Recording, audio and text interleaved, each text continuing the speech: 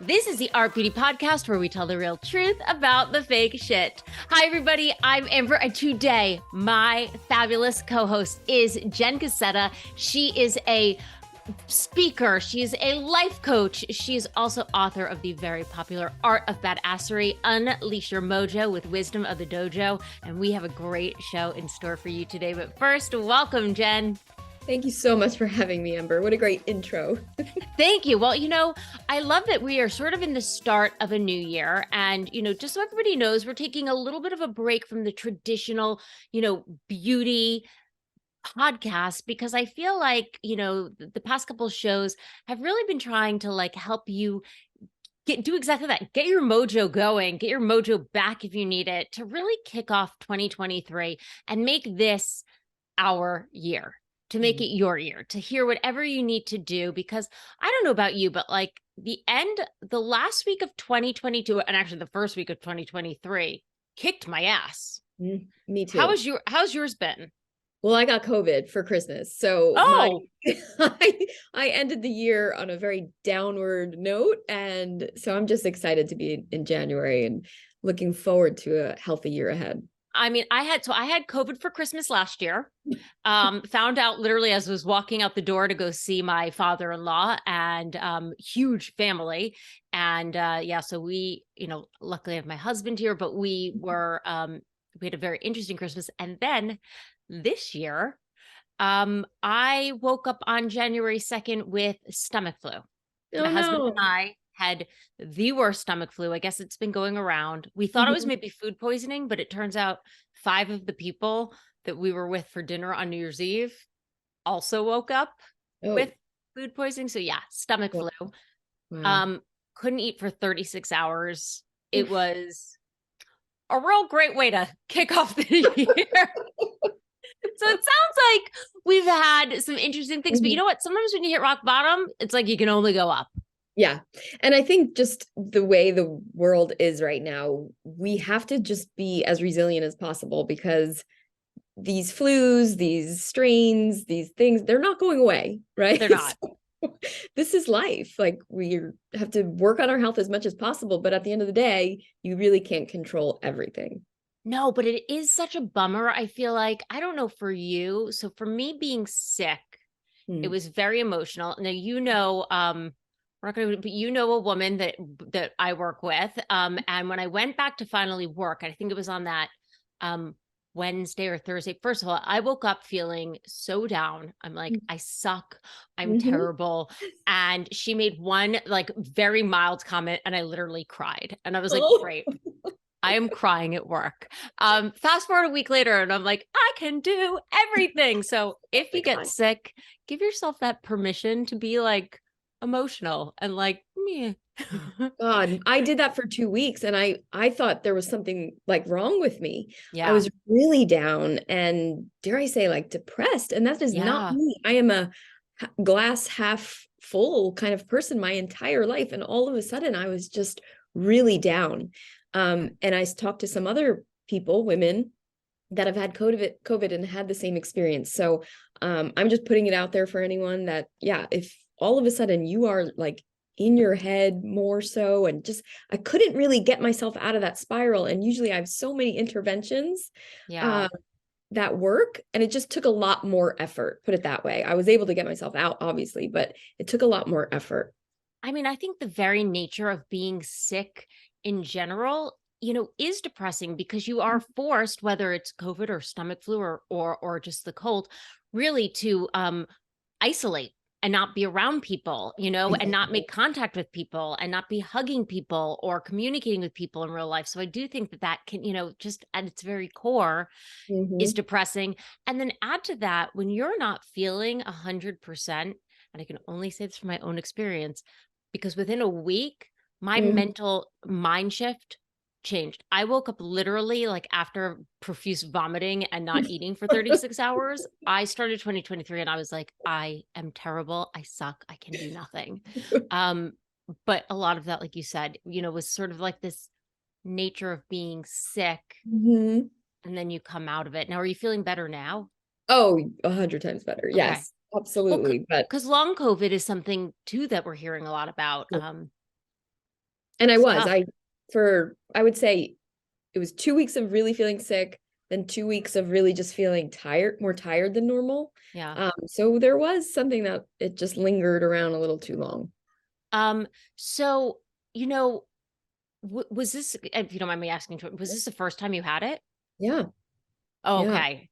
Well, welcome to the club. Yeah. Wow. And also good for you. And it wasn't like I was trying not to get it. I mean, I was out in the world speaking at events constantly for the last year. Yeah. So it finally caught up with me. It finally caught up with you. But, it's like, welcome to the club. We've all had it. Now, my father-in-law actually got it over Christmas this year, too. So he had to Oh, isolate.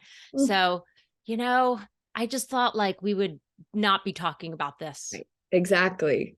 2 Exactly. years later. But here we are. But here we are. Okay, so rough starts for both of us. So if you're listening at home and you've had a rough start, I mean, hey, listen, feel free to reach out on social to either of us because Yeah. I like that you say you're a glass half full kind of girl. I'm a bra half full kind of girl. So, we got that going. Maybe we can inspire you and help cheer you up. I do want to talk about this because you do a lot of public speaking. Mhm. And very inspirational speaking. And I think you've got a very interesting background. Can you tell us a little bit about an impressive background? Can you tell us a little bit about that? Sure. Like how it started, how I Yeah. And how you became was it like you're like a 3-time black belt? third degree black belt. Third Yes. degree black belt. Okay. So Hmm. it started back literally in 2000. So 22, 30 years ago, Yeah. I went into a dojo in New York City and fell in love with martial arts. It was a martial art. Okay. It is a martial art called Hapkido, a Korean style. And it honestly changed the course of my life. It's shaped me into who I am today. It's taught me so many lessons that I now use in my keynotes, in my coaching, in my group coaching programs. Um, like I can't say enough good things, and I can't even say how deep it's of a shift it's had in my life. So in that first year, a couple things happened that kind of led me into the training even deeper. And the first one was September 11th, and how obviously everyone in New York and really all over The was world. affected Yeah. by that day. But it took me years to kind of look back into my trajectory to understand how deep, like what a big shift or impact that day had on my career and my life. Because the day started out, as everyone remembers, this beautiful sunny Tuesday morning. I go down into the subway. At the time, I was working 3 blocks south of the World Trade Center. And when I got out of the subway, the towers had already been hit. I see this black smoke coming out. I'm confused. I'm scared. I go to the place of work. They won't let me inside the building. I'm panicked. And I used the phone in the lobby to call my mom Hmm. because I figured she'd be worried. And within seconds, the first tower fell. Like a swarm of people come rushing into the lobby. The phone goes flying out of my hands. I'm now in this closet, like a utility closet, with a group of strangers. And for the first time in my life, I felt paralyzed by fear. Like I was absolutely going to die in that moment and couldn't move. Until this woman came over to me, held me by my shoulders, like she put her hands on my shoulders and asked me my name, forced me to take a breath. I told her, she said, "Jennifer, I'm Nancy, and the two of us were going to get out of here today." And sure enough, we were evacuated from that building. We ran from building to building, covered in ashes, looking for a safe place for hours until I finally had the idea to take Nancy to the dojo, the martial arts school I'd been training at. I mean, I have the chills. Nancy's like an angel, right? I mean, wow. Completely. And I've been telling her story. Her story's in my book. And I'm just like hoping that one day someone will show her the book or the interview or Oh, you something. guys are not, because I would think that you got, so no, not in contact. No. Okay. No, I lost contact that day. So we Gotcha. arrived to the dojo, we get showered and feel a little more safe. And she took off to her family, and I've never spoken to her since. So like truly could be an angel, right? Somebody Yeah, who I was like, we're know. getting out of this together. You're Mhm. like, we got this together, buddy. Yeah, Wow. Wow. yeah. Wow. Wow. Okay. Because I Well, Nancy, if literally you're out couldn't. there listening, whew, Yeah, exactly. And again, that story is in the book, and I wrap it to the end. Like, can we all be a little more like Nancy in our yeah. lives? Like, Yeah. when we see people in distress, you know, just I like that. Be a to Nancy, hmm? right? Like, don't be a Karen. And I'm sorry for people Yeah. out there named Karen. I feel so bad about that, Oh, but be a no. Nancy. Be a Nancy. Exactly. I like that. Okay, Amber, literally at the end of my TEDx talk, I had that I added a line, which I wound up taking out, which was, "In a world full of Karens, let's be more like Nancy." Poor Karens. I But mean, I that took it is out. just I took like, it it's right up there with being named Dick in my mind. Like, sorry, it is. Like, hey, oy vey. All right. out. Okay. So what about the Mm, people who voluntarily call themselves Dick? It's like, if your name's Richard, go with Rich. Rich. Richard. Rich. It's a great name. Just keep it that way. Well, listen, I don't get it, but okay. So Hmm. Nancy and you are in this most tragic situation. Go to Hmm. the dojo, Hmm. shower, she goes on her way, and this has Hmm. obviously affected you. Right. So, I mean, to make a long story short, I don't have to go in all the details, but essentially, after the weeks and months after this event, I was obviously had some severe PTSD, but all Yeah. I wanted to do was go back to this dojo where I felt safe, where all of a sudden this training is so, giving me so much purpose, and my body's feeling stronger. Mentally, I'm starting to feel more confident. Spiritually, with all the meditation, I'm starting to feel more grounded, more purposeful, and that's it. I mean, that's the story. Of course, that's not the end of the story, but that's the beginning of the story of how for 10 years I was just like addicted to this training. So um can I ask you really quick, how old were you when you started?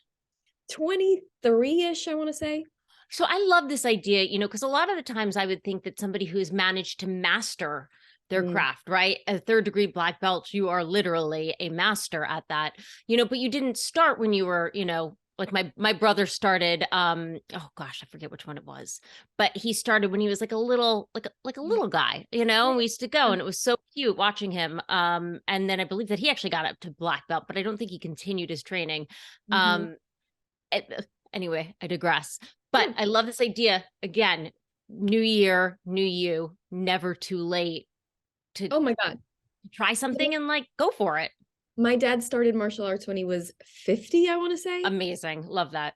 and was still training at 78 years old when he Amazing. passed. Amazing. I'm So sorry to pass, but thank you. But I mean, he was an inspiration. Talk about yeah. inspirational people. Like, My grandmother decided at 60, she was like, I want to be a model.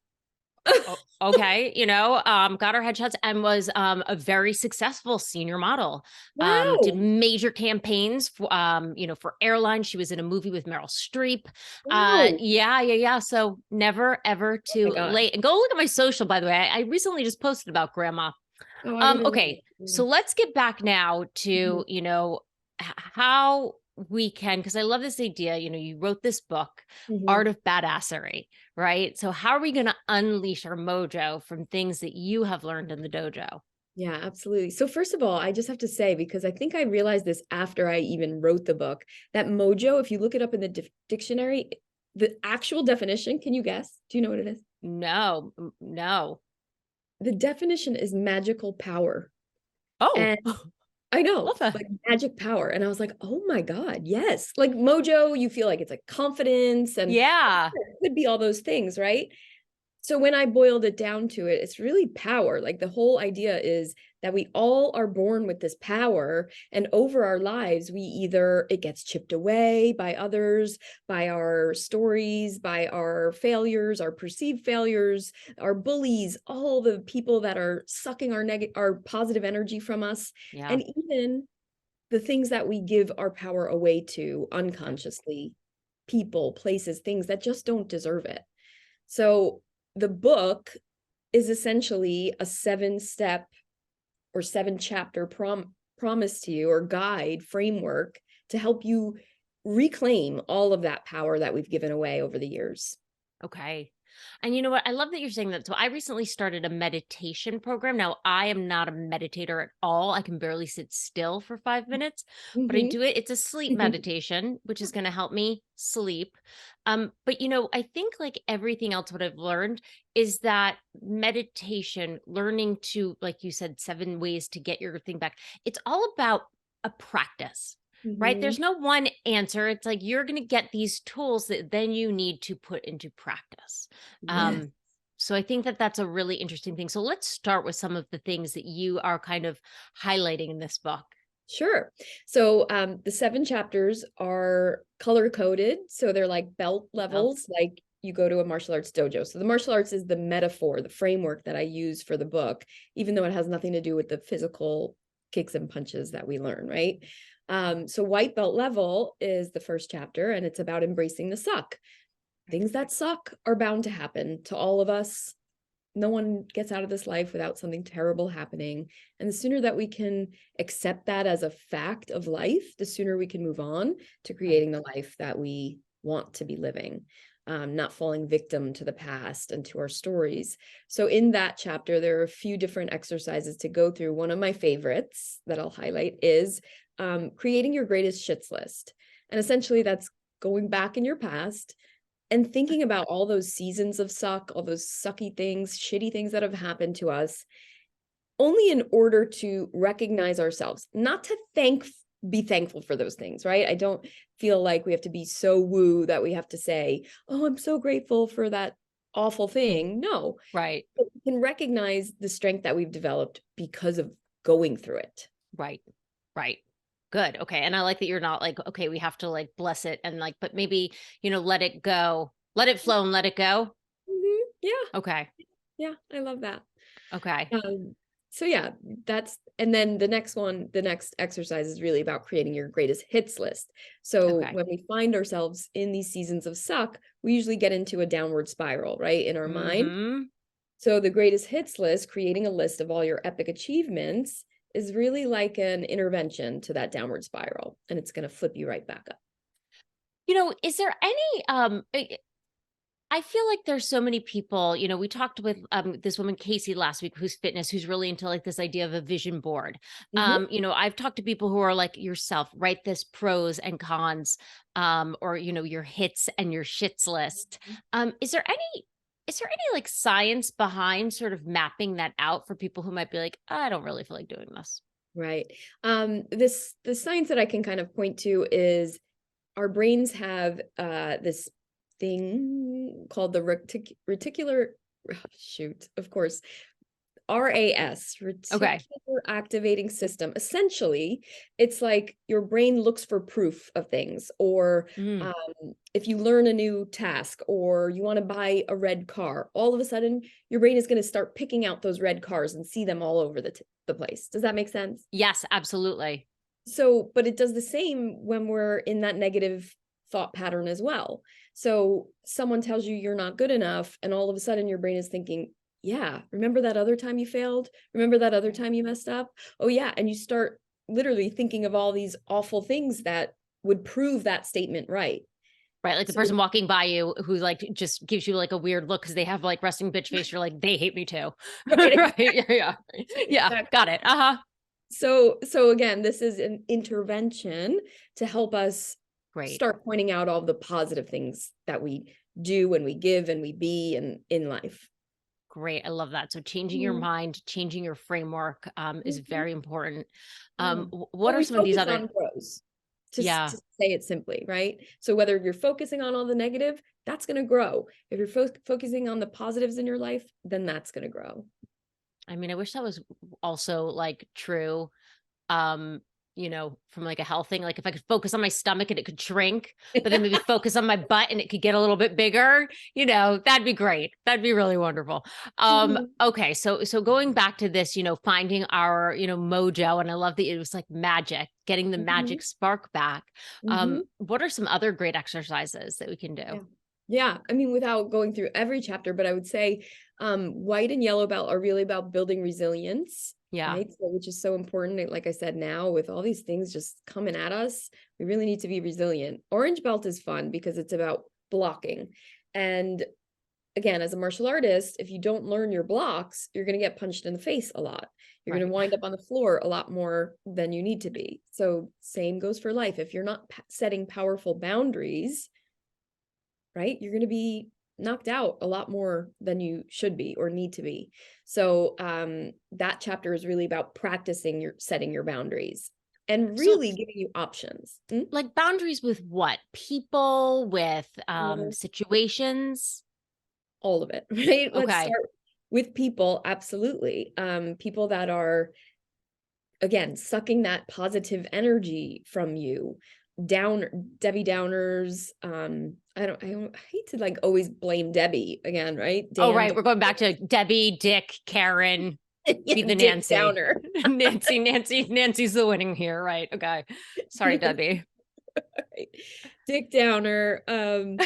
And or people that are actually trying to take advantage of you, take advantage of your time, your kindness, your generosity, your resources, anything, right? We need to Yeah. learn how to block. And we do that, and we can do that in two ways. One, creating distance and space from those people, places, and things. And those, yes, people, but it could also be like social media accounts that bring you down. The news 24/7 that's bringing you down. So we can create distance, Yeah. and or we can communicate what our boundaries are. We have I love options. I love that you bring up the news. So I, started my career, I was working at Fox News, and I remember like just like a certain level of stress, right? Because when you're in that 24-hour news cycle, and not that I was working on a show that was in a 20, but just being around it, right? Where there's news going on all the time. It was my job. There was always a certain level of stress. When I left that, job, I was so surprised at how much, the news is still going on every day. There's news happening, but when you literally would just, for like, I'm going to say turning off the TV, but for me, it was leaving that job. Mhm.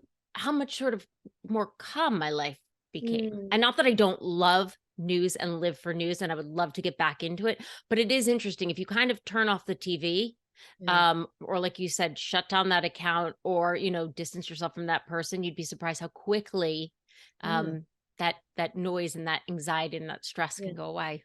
Oh, big time. I mean, I have this silly little example of this woman that would really irk me on social media. And she was like a mutual friend of friends. So I felt Yeah. like if I unfollowed her, it'd be weird, blah, blah, blah.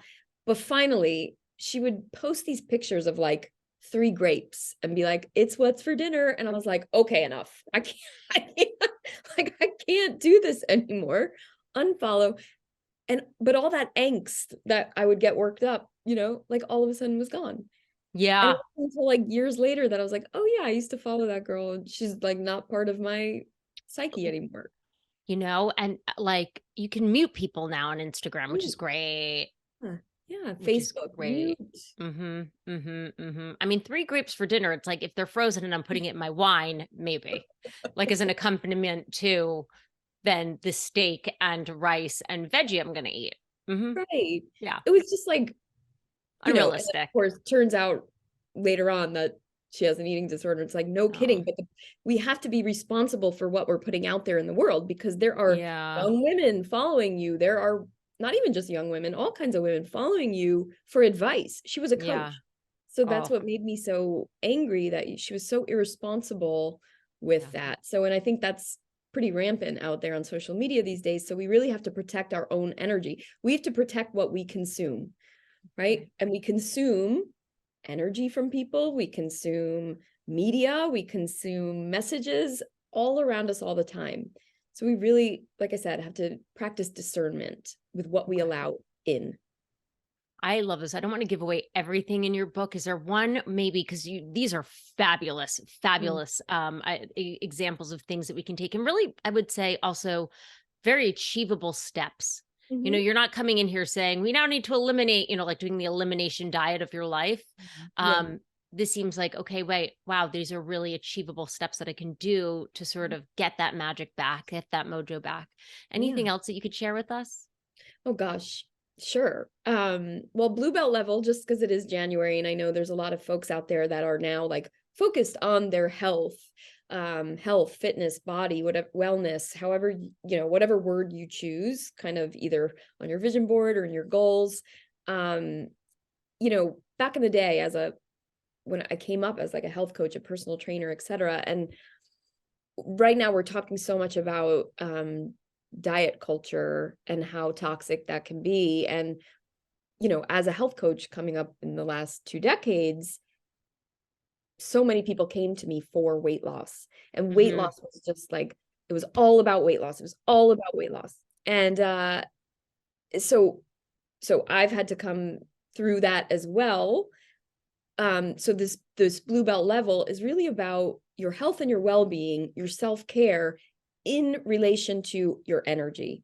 So let's take the focus away from weight loss and becoming, skinny and this and that, and really just talk about your energy, right? We need energy to lead our most badass lives. And there are things in our daily routine that are either feeding our energy or draining our energy. So if we can even shift our focus on how we feed ourselves, how we move our bodies, and even how much we sleep and rest our Oh, body, right? yes. All of those things are going to help us feel better and more energetic. And really, that could be the new focus going forward. So I have to ask you, because you've worked in this industry, you've got this fabulous book, and this is your second book, correct? It is. This is my Yeah, first book with a publisher. got it. Okay. As an expert, what are some of the things that you do? For people who might be out there saying, "Oh, this all sounds really good, and I want this to be my best year." Like, is there one piece of advice that you give yourself when you're just like not feeling it? Mm-hmm. Yes, I will say that the thing that's made the biggest difference in my life, how about that, is meditation.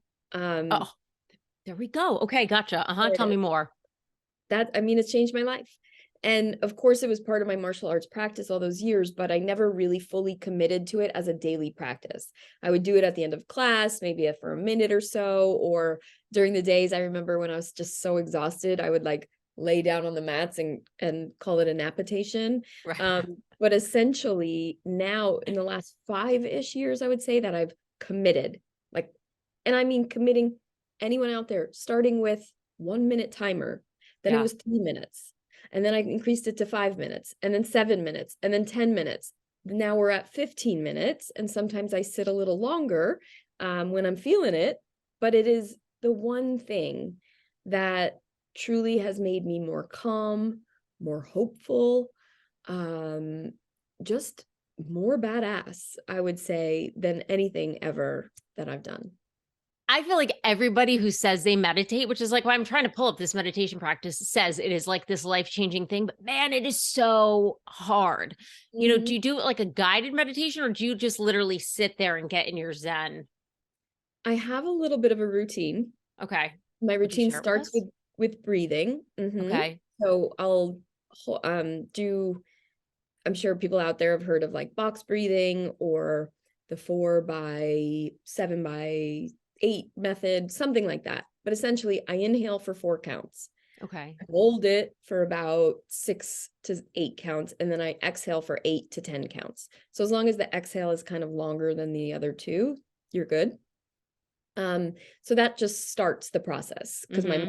my mind will still be like racing and thoughts are coming and blah blah blah, but all of a sudden everything starts to slow down.